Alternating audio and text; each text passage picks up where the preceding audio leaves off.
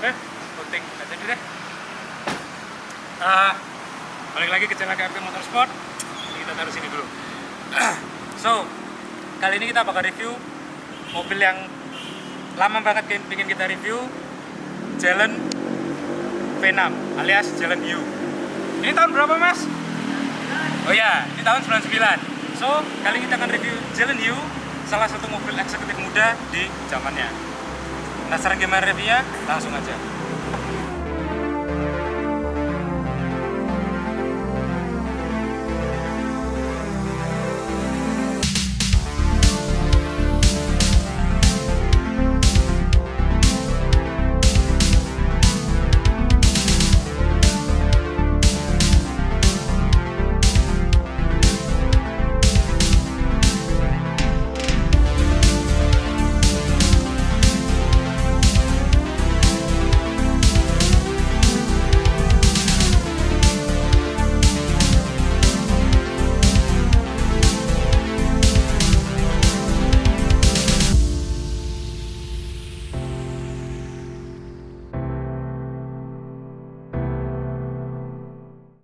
Seperti biasa saya akan ngomong sejarah dulu. So, Jelen pertama keluar sekitar tahun 70-an. Di Indonesia sendiri pernah ada Jelen 2, Jelen Sigma ya. Tahun 70-an, tahun 80-an juga ada. Tahun 90 yang terkenal di Indonesia, Jelen yang bisa disebut Jelen Lele. Saya dulu pernah punya tahun 93. Sedikit tapi dijual karena AC-nya kebakar. Tahun 9 sekitar tahun 95, 96, 97. Sekitar tahun 97-an Jelen keluarkan generasi terbarunya. Saya sebenarnya nggak hafal kodenya, so kalau teman-teman hafal kode chassisnya bisa bilang kita.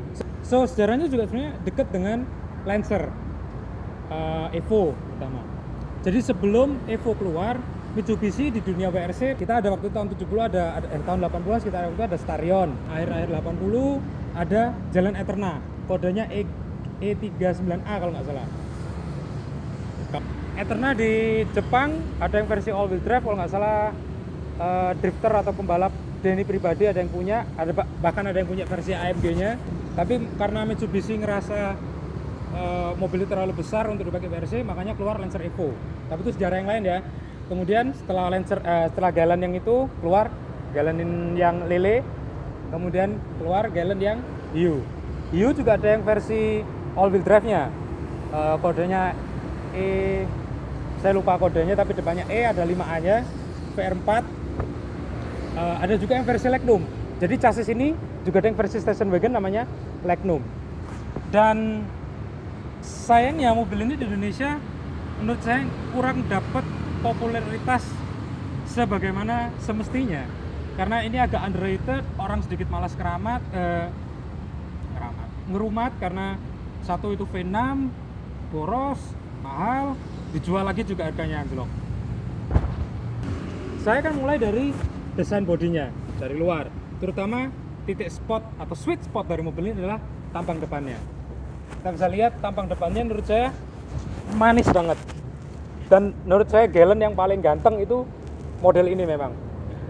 Secara overall desainnya lebih manis, lebih gak manis sih, tapi lebih agresif, lebih jahat, mean gitu ya, lebih kejam daripada predecessornya ataupun model Eterna. Kita bisa lihat kita punya two-piece headlamp ya, dan aksen lampu sennya yang oranye, dan menurut saya ini Jepang banget. Salah satu elemen yang kuat dari mobil ini adalah styling Eropanya, karena memang pasar mobil ini juga ngejar pasar Eropa. Jadi kelihatan banget desainnya, memang sedikit aura-aura Eropanya memang kuat gitu di mobil ini. Selain aroma Jepang yang juga kelihatan, misalnya kayak desain-desain bumpernya atau apanya, dia juga desainnya Eropa banget. Tapi mobil ini sebenarnya waktu itu punya sejarah juga ngejar pasar di US, tapi memang kurang begitu laku ya di US. Dan semua orang pasti tahu gitu ketika lihat mobil di depan, wow, Jelen Hiu gitu ya. Dan saya dulu penasaran kenapa sih orang mesti nyebut ini Jelen Hiu. Akhirnya saya paham, karena memang depannya ini yang agresif, nekuk, dan ternyata istilahnya slope bahasa Indonesia apa sih? Bukan cekung, tapi sloping ya, ada angle sloping ya, dan ini keren banget menurut saya. dan ini agresif. Kita juga punya fog lamp di bawah. Untuk yang versi Magnum atau versi all wheel drive menurut saya lebih besar fog lampnya, seingat saya lebih besar, dan bumpernya agak sedikit lebih panjang. Tentu versi ini bukan yang all wheel drive ya, ini versi yang biasa, yang pasar lokal. Sekarang kita ada di samping mobil. Menurut saya ketika mobil ini kita lihat dari samping, terutama samping sini, sekilas kelihatan kayak, terutama warna hijau, kelihatan kayak E36. Mirip banget. Tadi saya bilang, kenapa saya bilang Eropanya kuat, karena dia memang sedikit ingin berkompetisi dengan mobil-mobil BMW. Dan menurut saya mobil ini ambigu sebenarnya. Secara dimensi, secara kelas juga ambigu, karena kalau saya bilang ini mobil itu setengah seri 3 tapi setengah seri 5 kalau kita pakai analogi BMW, tapi bukan dua-duanya. Karena seri 3 juga dimensinya agak gede, powernya juga di atas, enggak juga sih, tapi so-so lah ya. Seri 5 enggak juga, karena dia dimensi juga lebih kecil dari seri 5, power juga di bawah seri 5. So ini agak sedikit di tengah. So siapa sih kompetitor mobil ini? Mobil ini kompetitornya jelas tahun itu adalah Honda Accord.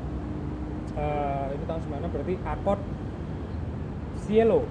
Kalau Accord berarti yang body Cielo, Toyota Camry. Tapi memang sih tahun-tahun segitu, tahun-tahun 90 kita dunia otomotif itu penuh dengan mobil-mobil dengan klasemen yang absurd, karena kita bisa contoh Toyota Chaser itu kan absurd, Crown juga bukan, tapi dia di bawah Crown, tapi dia setara dengan Crown. Jadi menurut saya ini mobil juga ada di kelas-kelas yang abu-abu itu, seri 3 bukan, mid-size bukan, compact bukan, jadi ini agak di tengah-tengahnya. Dan makanya kenapa saya bilang di pasar US dia memang ngejar untuk pasar itu. Jadi siapa yang pingin mobil agak sedikit mewah, sedikit sporty, sedikit Eropa, ini jawabannya. Sayangnya di Indonesia mobil ini tuh nggak pernah dapat kasih sayang yang proper gitu loh. Orang suka tapi nggak pengen ngerawat karena mahal banget memang. Lantur ya. So ini yang saya suka sebenarnya dari mobil-mobil tahun-tahun segini.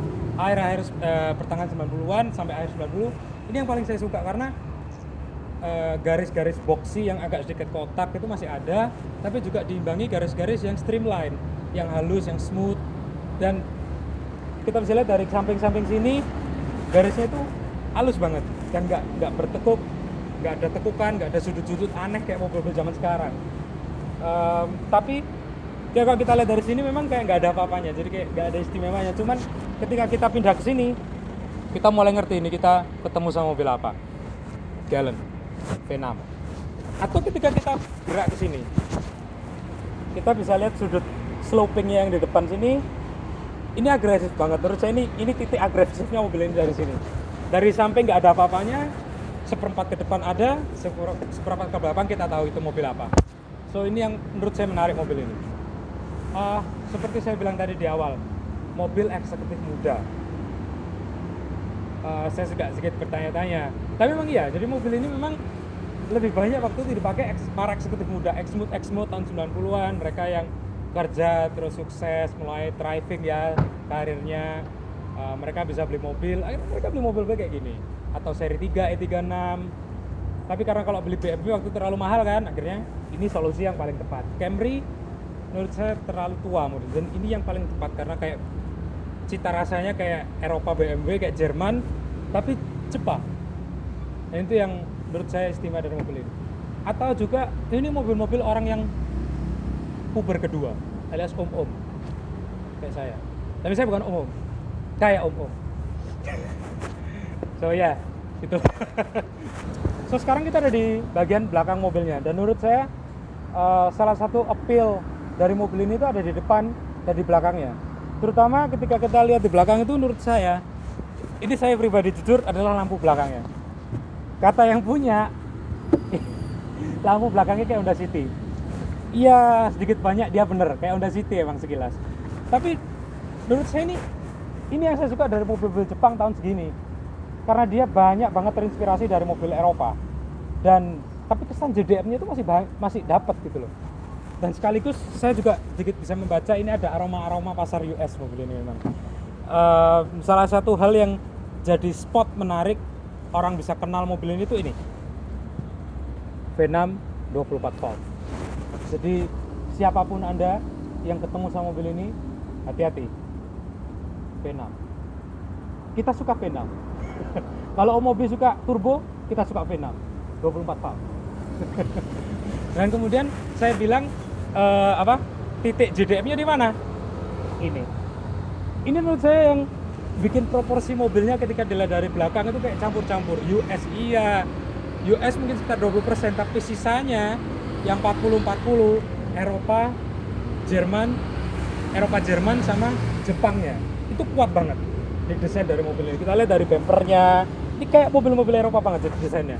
Agresif tapi smooth. Tapi kita tahu mobil ini jahat banget kelihatannya. So, makanya saya bilang, buat siapapun yang ingin ngelawan mobil ini, hati-hati. V6. Dan kemudian peletaan posisi galan. Emblem galan yang menurut saya ini salah satu emblem mobil yang cukup agresif menurut saya, yang memberi kesan agresif. Galan. Pasti ada yang tanya, bacanya itu Jelen atau Galan? Galan, yang betul bacanya Galan. Galan dari kata gallantry atau semacam kayak sifat kesatriaan. Jadi mobil ini pemberani. Jadi cocok banget sama namanya, pemberani. Gagah dan pemberani. Tampan juga, jadi tampan, gagah dan berani. Jack of all trades. Ini mobil. Ini mobil V6. Kita dapat satu muffler dan banyak teman-teman saya mikir Galen tuh harusnya knalpotnya 2 karena dia V6. Ada benernya, tapi menurut saya knalpot 1 aja udah keren banget. Dan setiap kali saya lihat Galen ini tuh saya ingat zaman SD saya. Masih kan nggak sih game PS1 judulnya Jared and Bobby Leventy kalau nggak salah. Jadi itu balap Toka Racing kalau nggak salah. Mobil ini tuh ada di gamenya. Dan yang salah satu hal yang bikin saya suka macam mobil ini karena setiap saya main game itu, setiap kali saya balapan, saya pasti pakai mobil Galan V6. Itu yang bikin saya suka banget sama mobil ini. Sayangnya versi all wheel drive yang VR4 nggak masuk. Kalau ada yang tanya apa sih yang bikin beda, jelas sistem penggeraknya, mesinnya, fitur di dalamnya. Saya nggak begitu hafal sih, tapi ketika saya lihat mobil ini juga hampir nggak banyak beda dari versi atasnya. Yang bikin beda jelas lambang Mitsubishi-nya nggak ada kalau yang all wheel drive. Ganti MMC. Kemudian di sini tulisnya VR4 bukan V6. Jadi itu yang bikin beda. So, samping udah, depan udah, kayaknya kita tinggal masuk ke dalam. Masuk. Seperti biasa, masuk dulu. So, kita udah ada di dalam. Dan ini yang saya suka dari mobil ini. Posisi masuknya gampang banget, spacious banget dibandingin berisik. Impresi pertama yang saya rasakan dari mobil ini adalah kemudahan keluar dan masuk dari mobilnya. Dibandingin kayak Mercy atau Mercedes W124 Masterpiece. Menurut saya ini lebih nyaman daripada mobil itu. Dan overall saya lebih suka. Sebenarnya kalau secara desain interior tentu saya lebih suka Mercy ya. Cuma menurut saya ini kelihatan banget gitu loh. Ketika kita masuk di sini kita tahu bahwa mobil ini udah umur. Tapi menurut saya ini agingnya cukup lumayan, aging well lah. Well aged mobilnya. Itu yang saya rasain pertama. Kedua, ketika kita masuk kita langsung disambut sama aksen kayu. Oke, memang ini nggak perfect ya kayu-kayunya. Cuman ini cukup menggambarkan siapa yang bakal masuk ke mobil ini dan siapa yang bakal beli mobil ini. Cukup menggambarkan. Tentunya saya rasa para eksekutif muda yang beli mobil ini mereka bakal milih untuk nyetir mobilnya sendiri ketimbang disupirin. Terbukti dari mana? Dari mobil ini kita lihat jok belakangnya masih rapi banget, jadi mungkin jarang didudukin. Apa aja yang kita punya di sini? Selain space, pengaturan jok, dia ada lumbar sport, ini nggak bisa diatur ya. Tapi untuk posisi duduk bawah apa sih ini? Ini apa sih namanya? Jadi ini bisa diatur, bisa naik turun untuk driver supaya kita bisa nyaman. Jadi ini bisa setel untuk lebih tinggi, jadi paha saya bisa lebih naik supaya bisa lebih nyaman gitu ya duduknya ketika long driving. Bagian belakangnya saya bisa turunin. Jadi fiturnya standar. Semua setelan joknya di sebelah kiri atau sebelah kanan kalau di kursi penumpang ya. Jadi nggak di bawah kayak mobil biasa. Menurut saya sebenarnya enak. Cuman ketika kita tutup pintunya, ini susah banget buat kita mau nyetel karena tangan kita harus ngerogoh ke sini, dan tangan saya nggak terlalu besar, tapi ini aja tangan saya udah kecepit dan kita nggak ngasih akses. Jadi ini menurut saya hal yang cukup saya nggak suka dari mobil ini. Kita nggak bisa nyetel kursi kita dengan nyaman. Terus fitur lain ini yang saya suka dari mobil ini. Bayangin, tak mobil tahun segini, biasanya kita dapat mobil otomatis untuk kaca itu biasanya cuman kursi untuk driver. Tapi ini semua kacanya otomatis ya. Kaca sebelah situ juga otomatis. So naik turunnya otomatis. Semua kaca empat-empatnya otomatis, saya bisa kendalikan dari sini. Saya nggak perlu. Jadi ini sedikit memanjakan lah. Sedikit memanjakan driver. Jadi saya nggak harus, sebagai eksekutif muda, kita nggak harus menekan kacanya sedikit-sedikit supaya kacanya bisa turun, karena dia bisa turun sendiri. So itu salah satu fitur yang saya suka. Kita punya basic sih, sebenarnya basic Jepang banget, dan menurut saya sedikit merusak tampilannya itu lever wiper dan ini, karena ini kelihatan Jepang banget, dan saya rasa ini pasti dari mobil Mitsubishi yang lain. Untuk pengaturan AC cukup sederhana. Menurut saya bagus banget, karena mobil ini kita punya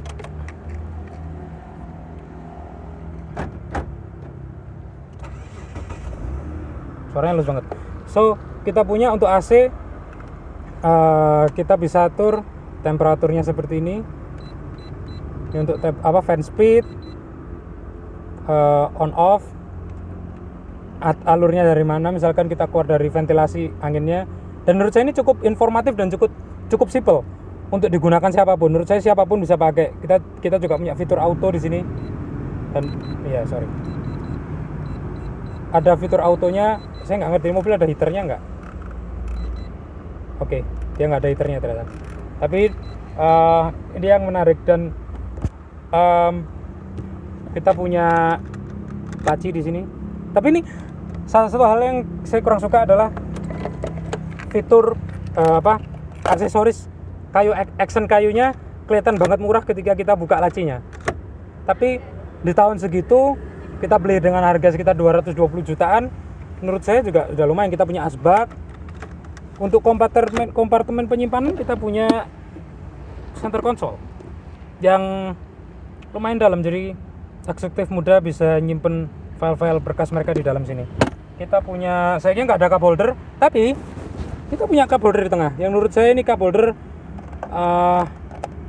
mungkin sedikit afterthought atau apalah sebutannya.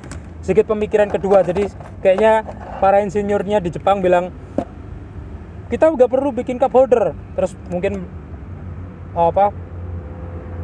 dewan direksi mereka bilang, no, kita harus bikin cup holder. So mereka, ya menurut saya ini nggak efektif karena pasti tumpah, karena nggak nge-grab apapun di sini. Tapi at least kita punya cup holder 2. Ada kompartemen penyimpanan di kiri, di kanan, tapi sempit banget. Kita punya glove box. Oh iya, ini saya baru ingat, bukan jam tangannya ya, ini masih ada. So ini lihat nih, the all new Mitsubishi Galant, buku petunjuk servis V6 2500 24 valve ECI multi. Oh wow. Oh, kan bisa di zoom nggak? Tanggal delivery 5, ini bisa saya bacain ya, 5 Februari tahun 1999. Jadi mobil dianterin bulan ini. Bulan Februari. Wow, berarti sekitar 20 tahun yang lalu, tepat 20 tahun yang lalu. Ada daftar servis gratis, pastikan Anda menerima. Oke. Saya ingin baca sesuatu yang menarik dari. Sayangnya ini bukan manual book ya, ini cuman buku servisnya. Itu aja sih. Oh ya, terakhir sebelum kita pindah ke belakang, impresi jok. Jujur saya suka banget joknya. Jujur ini nyaman banget. Kontur bludrunya halus banget dan enak banget untuk diraba-raba, serius. Dan dia tight supportnya, terus bolstringnya bagus banget. ini dia nge-grip ke badan, jadi kita bener-bener grip badan kita dijaga. Untuk mobil tahun segini menurut saya ini luar biasa banget, dan ini rasanya hampir kayak mobil tahun 2005an, dan ini menurut saya luar biasa banget joknya, dan nyaman banget, posisinya nyaman banget mobil ini. Kita punya, sayangnya ini nggak ada mirrornya, tapi yang ini ada, tapi nggak ada lampunya. Kita punya lampu di sini. Di posisi driver ada kompartemen kecil sih untuk nyimpan duit receh. Itu aja sih, nggak ada hal-hal yang aneh sebenarnya di mobil ini. So, kita sekarang ada di belakang, di mana tempat seharusnya Exmooth berada. Oke, masuk agak. Kita sekarang ada di belakang. So, di belakang hampir nggak ada apa-apa. Saya rasa memang mobil ini sebenarnya diciptakan bukan untuk penumpang belakang, tapi salah satu hal yang saya notice adalah mobil ini cukup perhatian untuk para penumpang di belakang, karena mereka dapat kenyamanan ini. Menurut saya ini basic, tapi ini penting banget. Armrest. Yes, jadi kita para Exmooth bisa duduk dengan gaya. Lagi kita dapat ashtray cuman satu, karena kita Exmooth baru, jadi asbak kita harus berbagi sama penumpang sebelah. Nggak ada fitur lain sih di sini, tapi jujur duduk di belakang mobil ini nyaman banget.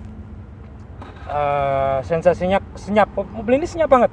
Kita dapat ini, jadi kita bisa ngaca, tapi saya nggak perlu karena muka saya jelek, jadi saya nggak perlu ngaca.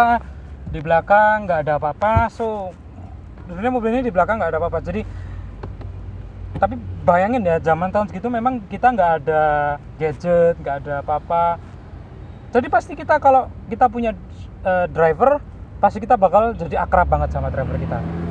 Atau mungkin kita bakal tukeran sama driver kita suruh duduk terus. Karena kalau misalkan saya jadi yang punya mobil ini dan saya punya driver, pasti saya bakal tukeran sama driver saya terus, karena saya pasti pengen nyetir mobil ini terus. So, kayaknya kita bisa langsung test drive ya. Gimana? Fun? Test drive? Yuk.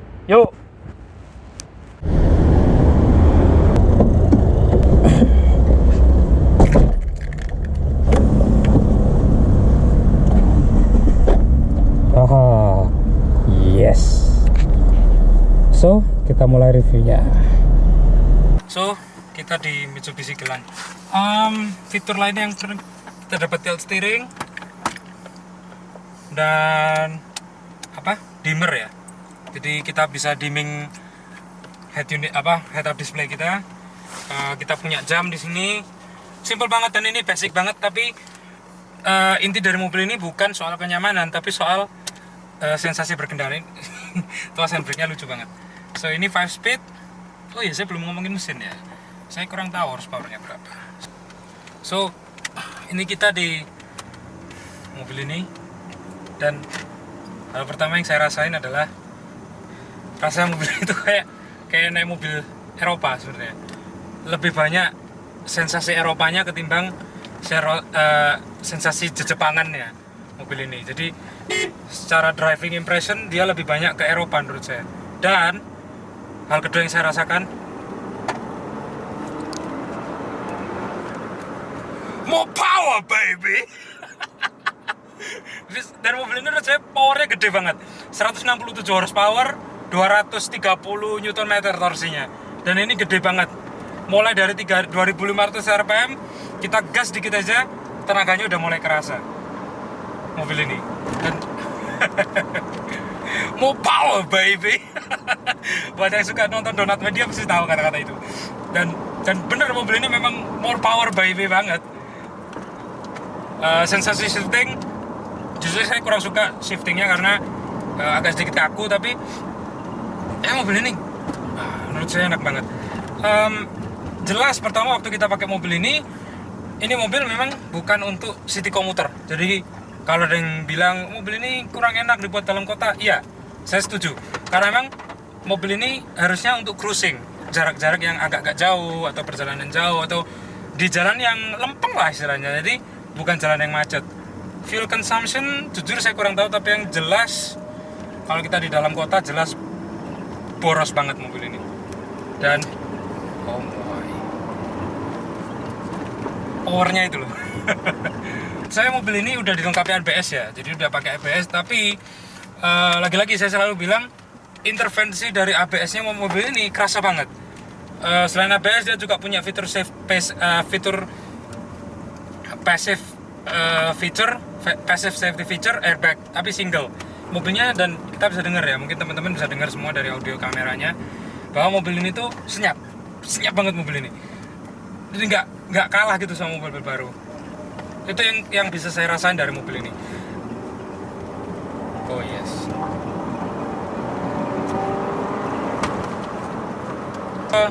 Saya harus bilang mobil ini torque steeringnya memang kerasa banget. Jadi salah satu kekurangan dari mobil front wheel drive adalah torque steering, dimana torsi dari penggerak atau kita nggak bisa bilang gardan karena technically nggak ada gardannya, dari penggeraknya itu kerasa banget, karena ya kita tahu kan mobil front wheel drive penggeraknya juga sistem kemudinya. Jadi ketika mobil ditarik, energi dari torsi mobil tadi juga turut mempengaruhi kontrol mobilnya. Dan makanya saya bilang mobil ini torque steeringnya gede banget. Jadi salah satu minus dari mobil-mobil seperti ini adalah pasti torque steering. Yang di masa sekarang torque steering sudah banyak dieliminasi, jadi udah bisa banyak dihandle. Tapi di mobil tahun segini torque steering itu masih kerasa banget kalau kita mau pakai kenceng. Tapi yang saya suka juga adalah betapa kontannya akselerasi dari mobil ini. Dan suaranya terus senyap banget. Untuk handling, dia mobil ini bongsor ya, gede banget. Secara dimensi dia hampir sama dengan BMW seri 3 E36. Tapi kita nggak ngerasain bahwa mobil ini gede. Kita malah ngerasa, nggak juga sih, saya koreksi dikit. Kita ngerasa bahwa saya pribadi ngerasa bahwa mobil ini gede, dan kita sadar bahwa mobil ini gede. Kita sadar dimensinya gede, tapi di saat yang sama mobil ini juga memberikan kepercayaan diri gitu loh ke drivernya bahwa bisa kok, bisa, nutut. Jadi ini yang saya rasain dari mobil ini. Body roll menurut saya cukup baik, nggak terlalu banyak ngerol, dan tapi memang turning radius dia nggak terlalu besar ya mobil ini. Ya secara emang mobilnya juga dimensinya gede, jadi makanya saya bilang mobil ini kalau kita bawa ke jalan-jalan yang kecil emang nggak terlalu menyenangkan. Tapi oh yes.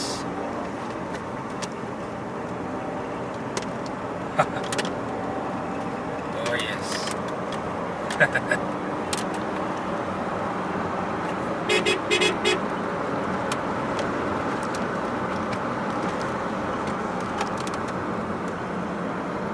Dan ketika kita belok dalam high speed cornering atau high speed turn, memang kita perlu banyak effort ya dalam mengendalikan mobil ini. Yaitu makanya saya bilang sisi Jepangnya keluar. Tapi menurut saya di sisi yang lain, kalau kita memang suka battle dengan mobil, misalnya kalau kita suka tarung lah ya sama mobil kita sendiri, menaklukkan siapa yang paling jago, menurut saya mobil ini juga memberikan feedback yang baik gitu loh. Tapi baik, tapi nggak terlalu baik feedbacknya saya bilang. Jadi so-so ya, kalau bisa bilang so-so juga enggak juga, tapi ya lumayan lah, saya bilang worth it. Kalau mungkin di harganya tahun segitu mungkin enggak, tapi untuk sekarang kita mau beli mobil ini sekitar 60 juta, menurut saya worth it banget. Ya memang secara maintenance dia nggak murah, mobil seperti ini nggak akan murah, apalagi Mitsubishi kita tahu. Apalagi kalau kita ngomong fuel consumption, jelas nggak, big no kalau kita bilang. Jadi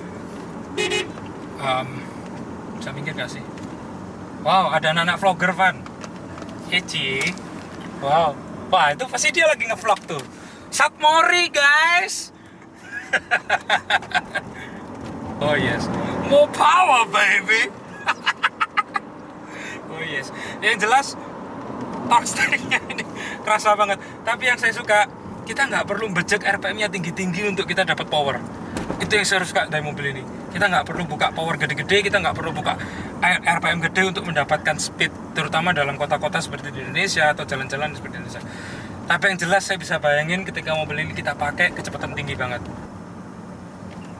Apa ya, kayak saya kayak pernah nggak sih kita suka perempuan ya, kita suka perempuannya, jadi perempuan ini cantik, saya nggak ingin seksis ya, cuman physically ya nice lah, bahkan way more than our expectation, jadi lebih dari ekspektasi kita. Tapi dia tuh cantik gitu loh, tapi kita tuh nggak bisa jatuh cinta sama orangnya. Itu yang saya rasain sama mobil ini. Jadi iya bagus, iya ganteng atau cantik, tapi saya nggak bisa jatuh cinta gitu sama mobil ini. Kok ngomongin cinta-cintaan? Oh enggak, Pan. Ini kan mobil. Loh, tapi iya, tapi itu salah satu ekspresi yang diberikan para pecinta mobil, Pan. Jadi emang itu yang pribadi saya rasain sama mobil ini. Jadi kayak ya tadi saya bilang, kayak kita ketemu cewek, kita kenal cewek cantik, dia physically fine, jauh di atas ekspektasi kita. Kita tahu itu bagus, kita tahu kurang lebihnya semua, ya kan. Umumnya kalau kita suka sama orang itu pasti kita terima kan kurang-kurangnya. Ini kita tahu, tapi kita nggak bisa jatuh cinta sama orangnya. Jadi ini yang saya rasain sama mobil ini. Saya sebenarnya pengen pakai term jack of all trade but master of none, tapi nggak juga, karena dia juga bukan mobil jack of all trade. Master of none nggak juga. Jadi apa ya, saya nggak kepengen gitu kasih mobil ini nilai jelek, tapi saya nggak bisa puas sama mobil ini. Itu yang saya rasain sama mobil ini dari pertama saya coba kemarin. Jadi sebelum saya bikin video ini saya udah coba mobilnya. Jadi saya dari pertama nggak bisa jatuh cinta sama mobilnya, dibandingin kayak mobil-mobil yang lain. Bahkan saya selalu ngeritik Mercedes W124 ya kan. Di beberapa awal tadi saya juga sering ngeritik mobil itu. Tapi jujur saya masih bisa jatuh cinta sama mobil itu dibandingkan sama ini. Walaupun secara tampilan mobilnya lebih menarik sebenarnya. Secara power ini juga lebih kerasa mobilnya. Secara handling juga cukup baik. Tapi saya nggak pernah bisa jatuh cinta sama mobil ini. Kenapa ya? Apakah ini pertanda bukan jodoh?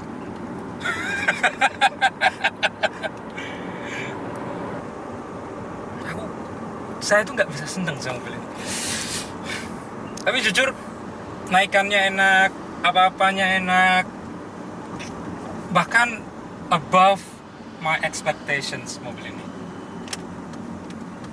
Naikannya senyap, handlingnya bagus, apa gitu loh, kayak kalau mungkin saya mau bilang nikmat mana yang kau dustakan, ya kan? Kecuali fakta bahwa mobilnya suka belok kiri, alias suka isi bensin. Konklusi, is it worth it? Saya bilang, lagi-lagi mungkin saya kasih jawaban ngambang ya, tapi tentu jawaban saya semuanya balance. Saya rasa saya berusaha sebanyak mungkin untuk balance, jadi para penonton juga, audiens juga bisa ngerti atau menimbang sendiri. Saya berusaha ngasih jawaban yang objektif lah sama mobil ini. Worth it? Tergantung. Selama kita masih mikir soal biaya maintenance, bukan berarti gini, maksud saya gini, selama kita benar-benar suka mobilnya, menurut saya semua mobil sama aja, pasti punya masalah, terutama mobil tua di atas 20 tahun, pasti semuanya bermasalah, pasti ada PR, dan pasti partnya juga bakal rusak satu persatu. Nah, pertanyaannya adalah, kita mau menyengsarakan diri nggak buat mobil ini? Itu yang pertanyaan saya. Apakah mobil ini reliability-nya bagus apa enggak? saya juga kurang tahu. Tapi menurut saya semua mobil saya rasa sama, tergantung cara kita memanage mobilnya. Dan mobil pasti punya kelemahan masing-masing. Tapi apakah worth it? Saya susah bilangnya. Kenapa saya bilang susah? Karena kalau kita ngelihat mobil ini dari segi performa, oke, it's fine. Kita keluarin duit misalkan 60 juta. Oke, it's fine, worth it. Kita dapat mobil 160 HP, V6, 2500cc, 24 valve. Oke. Tapi in realistic way, kita menurut saya nggak bakal bisa ngeluarin semua tenaganya di jalan Indonesia at all time. Dibanding dengan kita beli mobil-mobil yang serupa, misalkan Civic Genio atau Corolla Twin Cam atau Corolla Great Corolla. Dibandingkan mobil-mobil itu menurut saya beda. Tapi kalau kita pingin balance, pingin comfort, menurut saya juga mobil ini juga bukan jawabannya. Karena kalau kita pingin misalkan dengan price range yang sama 60 juta, kita sudah bisa dapat BMW. At least kita dapat E36, atau kalau kita berani nekat E34, bahkan lebih nyaman E34. Atau kita bisa dapat Mercedes-Benz W124 Masterpiece itu. So, itu kalau kita mau bandingin dengan soal comfort. Tapi kalau mau bahas power juga enggak juga gitu loh. So mobil ini tuh apa ya, worth it atau enggaknya saya rasa, jujur saya susah mau jawab mobil ini worth it apa enggak. Karena satu, memang mobil ini dari awal sudah segmented. Dia nggak kayak mobil-mobil lain, misalkan kayak W124 semua orang bisa suka, semua orang banyak yang minat, semua orang banyak yang mau Mercedes-Benz itu. E36 semua orang banyak yang suka, orang banyak yang beli. Dan saya pasti bilang worth it gini. Atau kita contoh mobil lain yang di bawahnya Genio. Semua orang suka, fanbase-nya banyak. Tapi mobil ini saya mikir lagi. Kita buang 60 juta, harga barunya 200. Kita dapat fitur kayak gini, build quality kayak gini. Yang menurut saya ini bagus. Kalau 1 sampai 10 saya bilang ini 7. Tapi apa ya, kayak ganjel. Mobil ini tuh ganjel karena saya beban di mesin V6 nya. Dan kita tahu mesin V6 orang Indonesia lebih familiar ke mesin inline, mekanik itu. Kecuali kita punya kenalan ya, dan tentu pasti ada kenalannya. Makanya saya bilang selalu saya bilang di semua video saya, selalu punya kenalan forum atau komunitas, karena itu pasti bisa bantu kita baik dalam hal maintenance ataupun apapun.